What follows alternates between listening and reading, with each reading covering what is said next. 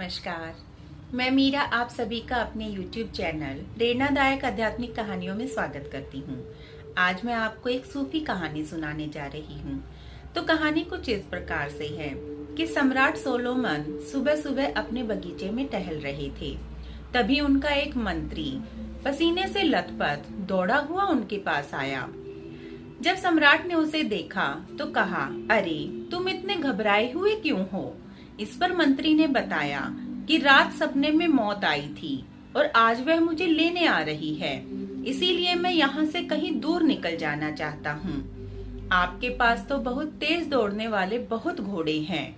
मेरी आपसे विनती है कि आप सबसे तेज दौड़ने वाला घोड़ा मुझे दे दीजिए। इस पर सोलोमन ने अपने मंत्री से कहा कि घोड़ा तो तुम्हें जो भी चाहिए वही मिल ही जाएगा, परंतु क्या इस तरह से तुम मौत को चकमा दे पाओगे? क्या मौत से बचने का, अमरत्व को प्राप्त करने का यही मार्ग है? मंत्री तो इस मानसिक हालत में नहीं था कि वह इस आध्यात्मिक चर्चा का हिस्सा बन पाए, तो उसने कहा कि मेरी तो मौत आने वाली है और आप मुझे आध्यात्मिक चर्चा में उलझा रहे हैं। इस पर सोलोमन ने कहा कि मौत बस आ ही रही है, इसीलिए आध्यात्मिकता आवश्यक है। यह बात मंत्री को समझ में न आई। सोलोमन की बात किसी को भी समझ न आई, हमें भी समझ न आई। हम भी जीवन भर वही घोड़ा तलाशते रहते हैं, उन्हीं आयोजनों में लिप्त रहते हैं जो हमें स्वयं से बहुत दूर ले जाते हैं। तो मंत्री तो घोड़े की रट लगाए ही रहा। सोलोमन ने मंत्री को सबसे तेज दौड़ने वाला घोड़ा दे दिया। मंत्री घोड़े पर सवार हुआ और भाग निकला। उसे तो इतना होश भी ना रहा कि इसके लिए सोलोमन का धन्यवाद ही कर दे। सुबह से दोपहर, शाम हो गई, घोड़ा सरपट दौड़ता रहा। नदी, नाले, पर्वत सब आए। घोड़ा उन्हें बड़ी तेजी से पार करता चला गया। मंत्री को इतना भी ध्यान नहीं रहा कि रास्ते में घोड़े को कुछ खिला पिला ही दे, परंतु वह तो सोलोमन का घोड़ा था। भूख प्यास की चिंता करे बगैर सरपट दौड़ता ही चला गया और सांझ होते होते मंत्री को बहुत दूर दमिश्क लेकर चला गया। दमिश्क पहुंचने के बाद मंत्री ने उसे एक बगीचे में ठहराया।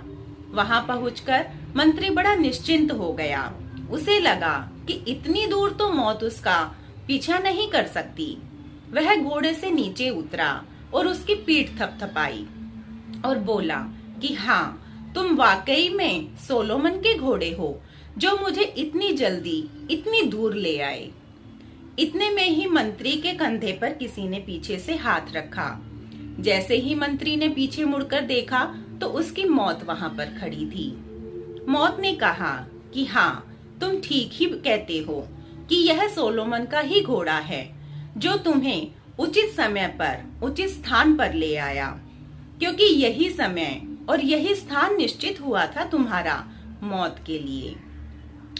सोलोमन का घोड़ा मंत्री को मौत से दूर तो नहीं ले जा सका, परंतु स्वयं से, खुद से, अपने अंतरतम से बहुत दूर ले गया। अगर मंत्री थोड़ा भी विवेकशील रहा होता तो वह ऐसे समय में बाहर की बजाय अपने अंतरतम में उतरता, जहां मृत्यु कभी आती ही नहीं है, जहां अमृतत्व के अलावा कुछ होता ही नहीं है।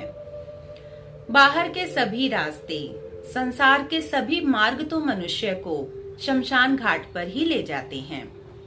अगर आपको मेरी ये कहानियां पसंद आ रही हों तो प्लीज सब्सक्राइब माय चैनल, और अगर कोई सजेशंस हों तो प्लीज कमेंट बॉक्स में जरूर लिखिएगा।